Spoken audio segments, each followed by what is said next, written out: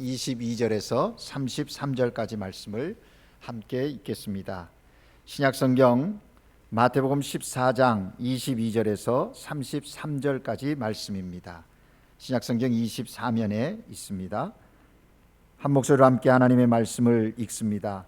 예수께서 즉시 제자들을 재촉하사 자기가 무리를 보내는 동안에 배를 타고 앞서 건너편으로 가게 하시고 무리를 보내신 후에 기도하러 따로 산에 올라가시니라.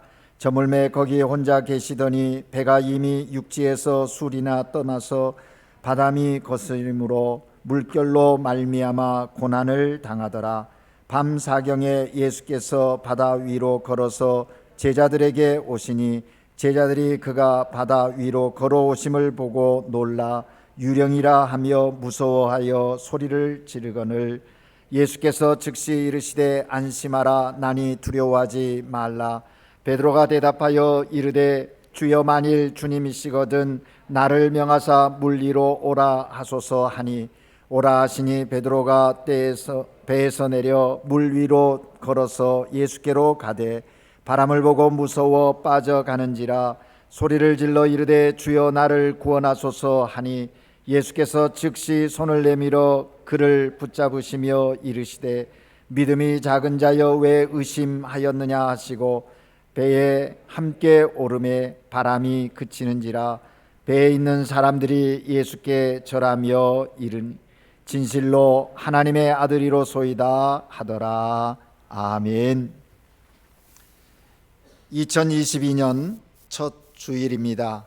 올해에도 하나님의 은혜와 평강이 충만하셔서 사랑하는 모든 성도님들의 삶이 건강하고 가정에 평강이 있고 하시는 모든 일들이 형통케 하시는 하나님의 놀라운 축복을 경험하는 복된 한 해가 되시기를 주님의 이름으로 축복합니다. 옆 사람과 서로 인사 나누실까요? 새해 하나님이 주신 복 많이 누리십시오.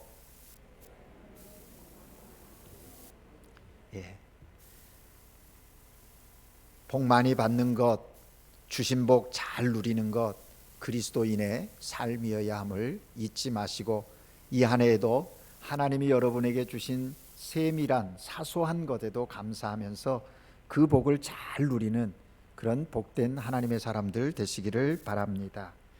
오늘 우리가 함께 읽은 본문은 여러분이 잘 아는 본문이고 또 많이 설교를 들으신 본문입니다.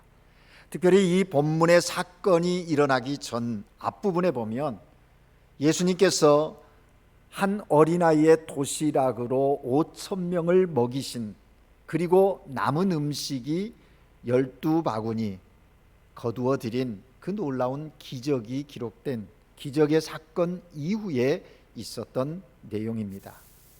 특별히 이 본문의 내용을 읽어보면 이 하나의 사건 사건이 마치 연극의 1막 2막으로 구성된 것처럼 그렇게 사건이 진행되고 있는 것을 보게 됩니다. 오병이어로 빵 5개와 생선 2마리로 5,000명을 먹인 놀라운 사건이 있게 되자 거기에 있었던 많은 무리들이 예수님을 임금으로 모시려고 하는 것이죠. 마태는 그러한 내용을 기록하고 있지 않지만 이 급식의 사건을 네 복음서가 다 기록하고 있는데 요한복음에 보면 요한복음 6장에 가보면 예수님께서 무리를 흩으시는 이유에 대해서 설명을 하고 있는 것입니다. 많은 무리들이 예수님을 통해서 이 먹는 문제를 해결하니까 경제적인 문제를 해결할 수 있다 싶어서 예수님을 임금으로 모시려고 했다는 것입니다. 예수님이 이 땅에 오신 목적은 그것만이 아닌데 많은 무리들이 그러한 움직임이 있음을 아시고 예수님께서 급하게 무리들을 흩으시면서 예수님을 따른 12 제자들을 재촉해서 건너편 마을로 가도록 배를 띄웠다라는 것이 오늘 본문의 시작인 것입니다. 그런데 놀라운 것은 예수님이 가라 명하셔서 배를 타고 가던 제자들이 그만 디베리아 바다 갈릴리 호수 중앙에서 큰 폭풍을 만났다는 것입니다. 광풍을 만나 어찌할 수 없는 고통 가운데 저들이 있게 되었다라는 것이죠. 예수님이 시키신 대로 간 순종의 길에 순탄함이 아닌 고통, 고난이 있는 현장이 되고 말았다라는 것입니다. 그러나 예수님께서는 제자들의 그 고난과 두려움을 해결해 주시는 주님으로 오늘 본문에 증거되어지고 있는 것을 우리가 알 수 있습니다. 2022년 한 해를 시작하면서 우리는 이 본문을 통해서 하나님이 우리에게 주시는 귀한 음성을 들으려고 합니다. 우리의 인생의 삶 속에 주님의 뜻대로 삶을 살아갈 때에 예기치 않은 고난이 올 수 있다는 것입니다. 하나님의 기뻐하시는 삶을 살아가려고 애쓰고 수고하는데 애매히 고난을 당할 수도 있다는 것입니다. 그러할 때 우리는 어떻게 해야 합니까?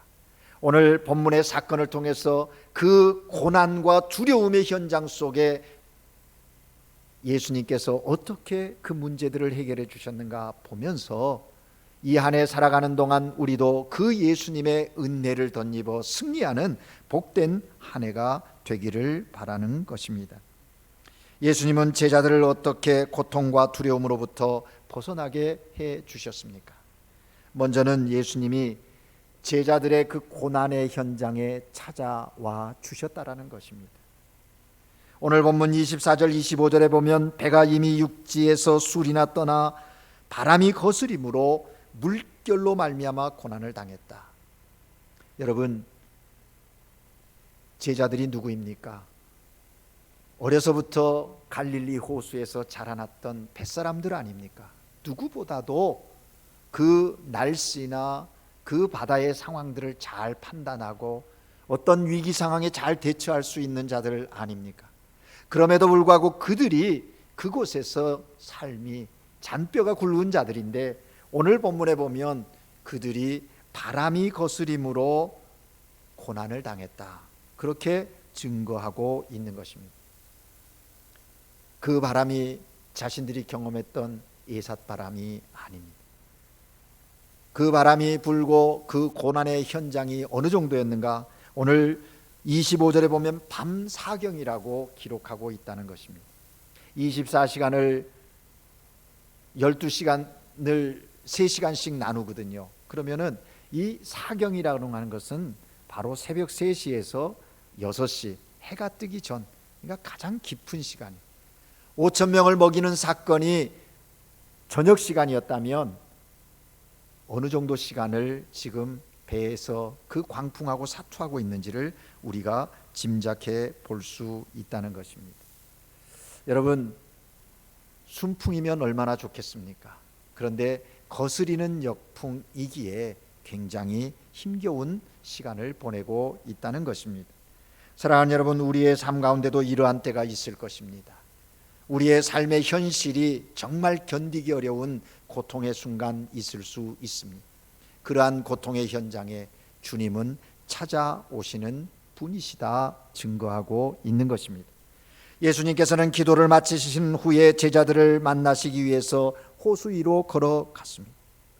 보내셨기에 만나러 가는 것은 어쩌면 당연하신 것입니다. 주님은 그들을 보내셨지만 그들을 곁을 떠나신 분이 아니심을 알 수가 있는 것입니다. 여러분, 여기서 중요한 것은 예수님이 사랑하는 제자들의 고통당하는 그 현장에 찾아오시는 분이라는 이 사실이 정말 우리에게 첫 번째 주는 중요한 메시지라는 것이죠. 예수님이 오신 목적이 뭡니까? 제자들을 고통 가운데서 구원해 주시기 위함인 것입니다.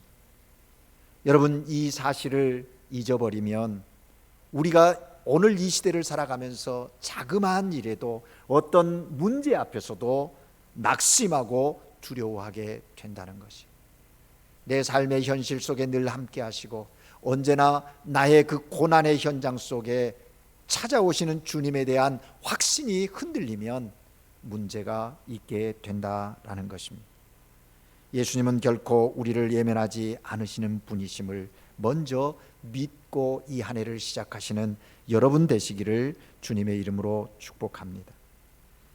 고난의 현장에 찾아오신 주님, 그 주님을 이 한 해 풍성히 경험하시는 성도님들 되시기를 바랍니다.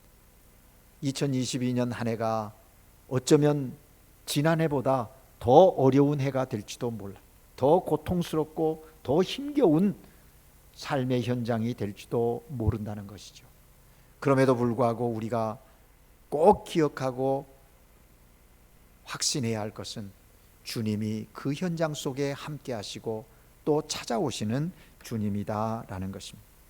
찾아오신 예수님께서 어떻게 하십니까? 오늘 본문 26절 27절에 보면 제자들이 그가 바다 위로 걸어오심을 보고 놀라 유령이라 하여 무서워하여 소리 지르거늘, 제자들이 찾아오시는 주님을 주님으로 깨닫지 못했다는 거예요. 얼마나 힘들고 어려웠으면 그렇겠습니까? 여러분, 우리도 삶을 살다 보면 견디기 어려운 순간에 정말 주님이 주님으로 느껴지고 경험되어지지 않을 때 있지 않습니까? 왜 그렇습니까? 그 상황이, 그 문제가 너무 커 보일 때 그런 것이지요. 뿐만 아니라 자기가 생각하는 자기의 그 고정관념의 틀 속에서 이해하려고 들고 접근하려고 할 때에 자기의 경험 속에서 어떤 상황을 판단하려고 할 때 이런 오해와 오류를 범할 수 있다는 것이죠. 야, 저게 뭐야? 이쪽으로 오고 있잖아. 유령이다, 유령. 제자를 구하러 오신 예수님을 유령으로 오해하고 있는 이 제자들의 모습이 너무나도 아이러니컬하다는 것입니다. 어쩌면 예수님의 오심의 목적을 잃어버리고 제자들도 그 5,000명을 먹인 그 사건 속에서 임금이 되어지면 자신들이 앉을 자리, 자신들이 차지해야 할 어떤 위치에 대한 관심들이 있었는지도 모릅니다. 그런 주님이 그 밤에 찾아오리라고 생각지 못했을지도 모르겠습니다. 그런데 놀라운 것은 오늘 본문 27절에 보면 우리를 감동케 하시는 거예요. 찾아오신 주님께서 제자들에게 뭐라 말씀하십니까? 안심하라, 나니 두려워 말라, 그렇게 말씀하십니다. 그런데 특별히 저는 27절에서 정말 이 본문을 가지고 설교를 준비하면서 큰 은혜를 받은 단어가 있습니다. 즉시라고 하는 단어예요. 27절에 보니까 예수께서 즉시 이르시되 안심하라, 내니 두려워 말라, 그렇게 말씀하셨다는 거예요. 여러분, 오늘 우리가 읽은 본문이 22절에서 33절까지 12절이거든요.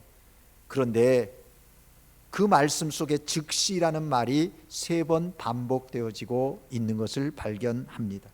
22절과 27절과 31절인데 그 즉시라는 말이 사용되어지는 상황들이 얼마나 의례로운지 몰라요. 우리 주님이 그런 분이시라는 것을 우리에게 강하게 말씀하고 계신다 하는 것입니다. 예수님께서는 조금도 지체하지 않으셨습니다. 유령이라 하고 그들의 삶의 상황이 정말 너무나 긴박하고 두렵고 그런 위급한 상황에 있는 저들을 향하여 주님께서 즉시 소리쳐 응답하셨습니다. 안심하라, 나니 두려워 말라. 예수님은 제자들이 공포 가운데 두려워 떠는 것을 한순간도 허락하실 수 없기에 단호하게 제자들을 향하여 그렇게 외치셨던 것입니다. 그렇습니다, 여러분. 우리들이 절망에 빠졌을 때, 고난의 풍랑에 빠졌을 때, 문제에 빠졌을 때, 질병의 어려움에 빠졌을 때 주님은 동일하게 우리에게 말씀하십니다. 안심하라, 나니 두려워 말라.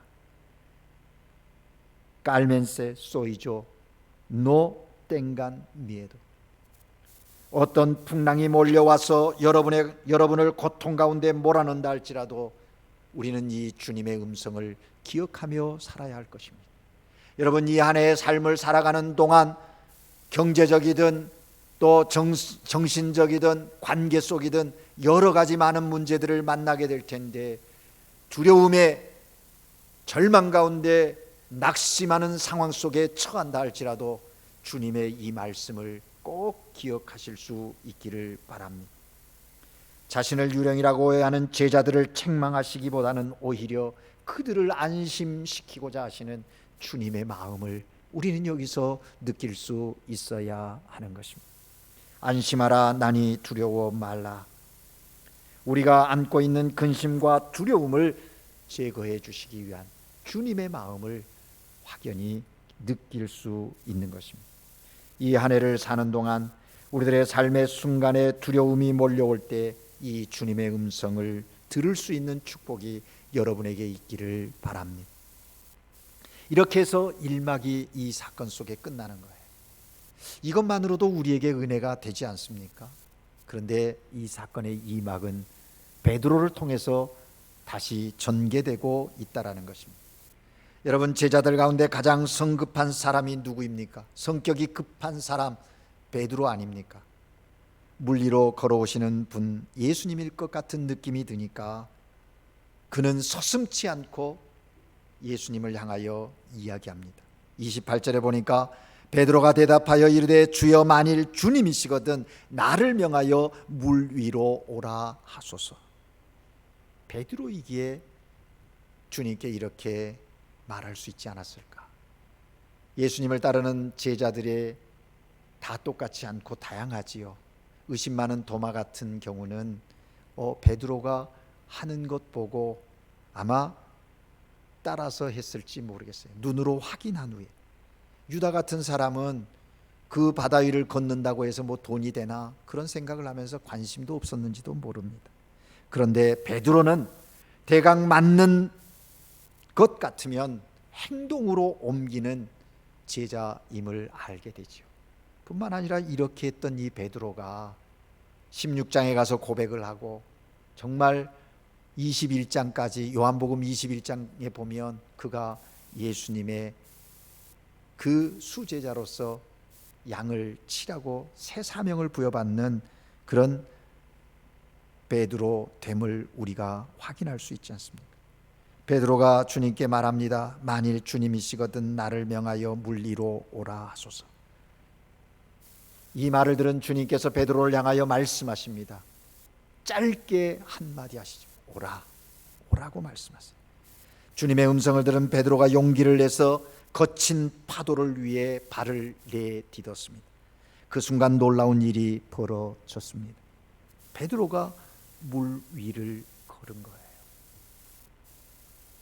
어쩌면 물 위를 걸은 사람의 첫 번째 사람인지도 모르겠어요.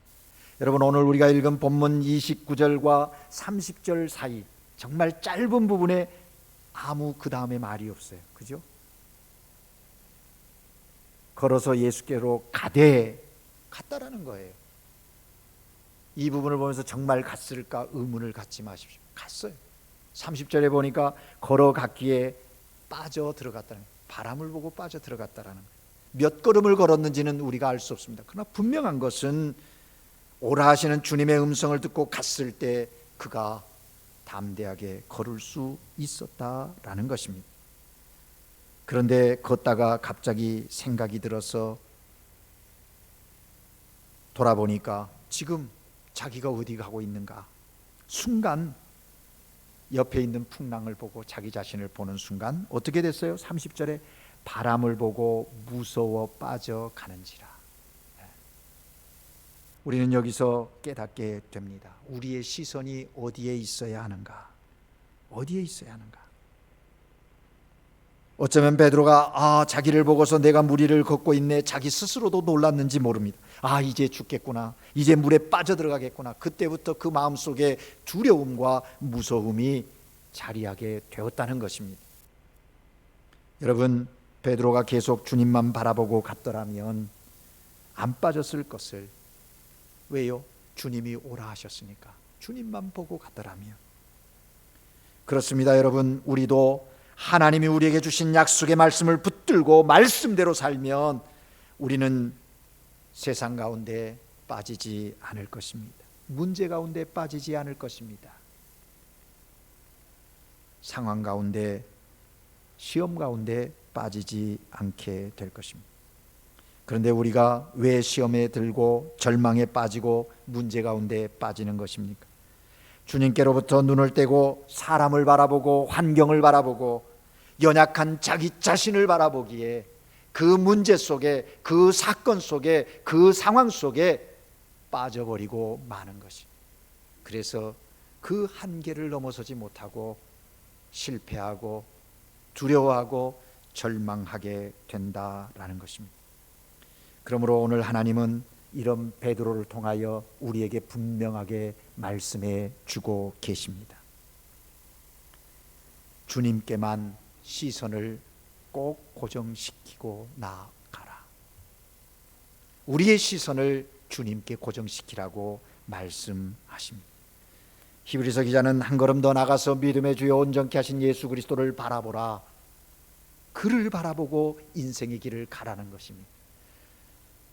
우리를 온전케 하시는 믿음의 주를 바라보고 22년을 걸어갈 때 하나님이 여러분을 통해서 놀라운 역사 이루실 것을 확실히 믿습니다.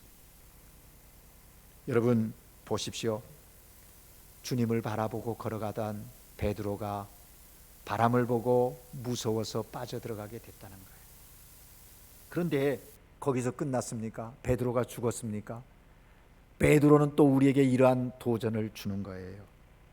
바람을 보고 물에 빠져들어가던 베드로가 소리를 지르는 겁니다.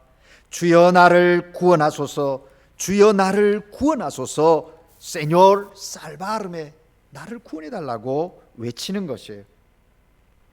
그렇게 베드로가 외치자 예수님이 어떻게 행하셨습니까? 오늘 본문 31절을 우리 다 같이 한번 읽을까요? 31절 말씀 함께 읽습니다. 시작.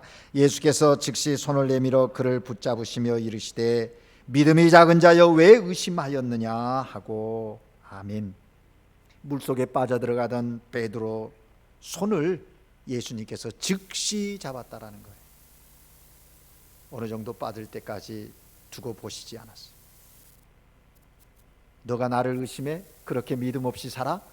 고생 좀 해봐라. 그게 아니에요. 즉시 손을 내밀어 베드로를 그곳에서 붙들어냈다라는 것입니다. 붙잡으셨다는 거예요. 그리고 난 후에 주님이 말씀하십니다. 믿음이 적은 자여 왜 의심하였느냐. 여러분 어쩌면 우리들이 베드로의 모습과 유사하게 신앙의 삶을, 일상의 삶을 살아가고 있는지도 모릅니다. 여러분 믿음이 작은 자는 책망을 받습니다. 그러면 어떤 사람이 믿음이 작은 자일까요? 오늘 본문의 의거에서 본다면 의심하는 자인 것입니다. 의심하는 자. 여러분 의심에는 두 종류가 있습니다. 예수님을 믿지 않는 불신자의 의심이 있습니다. 이것은 하나님의 나라에 이를 수가 없습니다. 불신하니까. 그런데 믿는 자들의 의심이 있다는 거예요. 무슨 의심일까요? 예수님 이외에 다른 것에 마음을 빼앗기고 다른 것을 바라보는 것은 예수님을 신뢰하지 못하는 의심에서 비롯된다라는 정의입니다. 의심이 뭡니까? 나뉘어진 마음이라는 뜻이죠.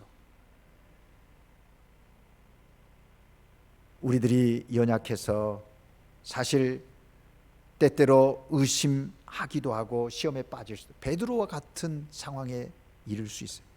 그런데 감사한 것은 그럼에도 불구하고 주님이 우리를 긍휼히 여기셔서 즉시 손을 내밀어 주신다는 거예요. 우리가 믿는 주님이 그런 분이십니다. 여러분 올 한 해를 살아가는 동안에 내 잘못으로 인하여 혹시 베드로와 같은 그런 상황에 이르렀어도 외치실 수 있기를 바랍니다. 소리 지를 수 있기를 바랍니다. 주여 나를 구원해 주소서, 주여 나를 불쌍히 여겨달라고. 우리의 가정을 긍휼히 여겨 주옵소서, 우리의 민족을 긍휼히, 국가를 긍휼히 여겨달라고 외치고 구할 수 있는 여러분들 되시기를 바랍니다. 그 부르짖음에 주님은 외면하시지 않습니다. 여러분 기억하십시다. 내가 엎어지고 넘어지고 실패하였을 때 내가 다시 고개를 돌려 예수님을 바라보고 구원을 간구하면 예수님께서는 즉시 언제든지 손을 내미시는 긍휼의 주님이십니다. 나를 고쳐주시고 회복시켜주시고 다시 일어서게 하시는 주님. 이 한 해 동안 인생을 살아가는 동안 이 은혜의 주님을 경험하는 복된 성도들이 되시기를 주의 이름으로 축복합니다. 이렇게 끝나는 것입니까? 오늘 본문 32절 33절에 보면 바람과 파도를 잔잔케 하고 그 배에 있던 사람들이 고백하는 내용을 기록하고 있는 것을 보게 됩니다. 예수님께서 베드로의 손을 잡고 배에 오르실 때의 바람이 그쳤다고 했습니다. 당연히 파도도 잔잔해졌을 것입니다. 배에 있던 제자들이 예수님 앞에 엎드려 절하면서 고백하는 내용이 뭡니까? 진실로 하나님의 아들이로소이다. 배 안에 있는 사람들은 예수 그리스도로 말미암아 모든 두려움에서 벗어나고 이제 그들과 함께한 주님이 누구신지 고백하면서 하나님이 주시는 진정한 평안을 경험하게 되었다라는 것입니다. 이 사건을 통해서 제자들은 두 가지 놀라운 유익을 경험했습니다. 첫째는 예수 그리스도가 누구이신지 더 확실히 알게 되었고, 그 확실히 암뿐만 아니라 믿음으로 삶을 살아갈 수 있게 되었다라는 것입니다. 사랑하는 여러분, 우리의 삶 가운데도 고난이 있을 수 있습니다. 의심의 안개가 몰려올 때 있을 거예요. 그럴 때일수록 우리는 더 우리의 시선을, 우리의 마음을 그리스도에게 고정시키고 견고하여 주님의 귀한 음성, 안심하라 내니 두려워 말라 하는 음성을 들으며 믿음으로 승리의 삶을 살아가야 할 것입니다. 뿐만 아니라 그들은 예수님에 대하여 합당한 영광을 돌리게 되었다는 것입니다. 예수님이 어떤 분인지 확실히 알고 그 믿음을 고백할 수 있게 되었다는 것. 단순히 입술의 고백으로 끝났겠습니까? 그들의 삶 속에서 이는 진정 하나님의 아들이라고 하는 그 신앙의 고백이 삶으로 표현되어지는 그런 삶을 살았을 것입니다. 하나님께서는 이런 예배, 이런 신앙의 고백을 기뻐 받으신다 하는 것입니다. 주님은 바람과 파도를 잔잔케 하시는 주님이십니다. 그 주님 안에 거하시는 복된 성도들 되시기를 바랍니다. 이제 말씀을 정리합니다. 2022년 한 해를 살아갈 때 우리 앞에 여러 가지 풍랑이 일어나고 장애물들이 놓여 있을 수 있습니다. 베드로에게 오라고 말씀하신 주님께서 오늘 우리에게 동일하게 오라고 말씀하십니다. 영적인 일에 도전하라고 말씀하십니다. 하나님이 맡겨주신 그 사명에 헌신하라고 우리에게 말씀하십니다. 머뭇머뭇거리지 마시기 바랍니다. 믿음으로 도전할 때 우리를 괴롭게 했던 불안과 두려움은 사라지고 바람도 파도도 잔잔케 하시는 예수 그리스도의 그 놀라운 능력을 삶 속에서 경험하게 될 것입니다. 왜요? 주님의 능력의 손이 우리를 붙들어 주시기 때문입니다. 제자들에게 주셨던 이 말씀 부여잡고 이 한 해를 살아가는 복된 성도들 되시기를 바랍니다. 안심하라 내가 너와 함께 함이라. 두려워 말라 말씀하시는 그 음성 듣고 믿음으로 나아가십시다. 기도하겠습니다. 사랑과 은혜가 자비하신 하나님 아버지, 우리가 주님 안에 믿음으로 순종하며 나아갈 때 예기치 않은 크고 작은 어려운 풍랑들 만나고 또 힘겨움 속에 있을 수 있습니다. 그때에 들려주시는 주님의 음성 기억하게 하옵소서. 안심하라 두려워하지 말라 내가 너와 함께 함이라. 이 주님의 음성을 믿고 의지하며 담대히 주께서 허락하신 귀한 일들을 기쁨으로 감당해 나가는 우리 모두가 되게 하여 주옵소서. 우리 모두가 큰 믿음의 사람 되어서 예수 그리스도를 바라봄으로 2022년 승리하는 하나님의 사람들, 믿음의 가정들, 주님의 거룩한 교회 되게 하옵소서. 예수 그리스도 이름으로 기도합니다. 아멘.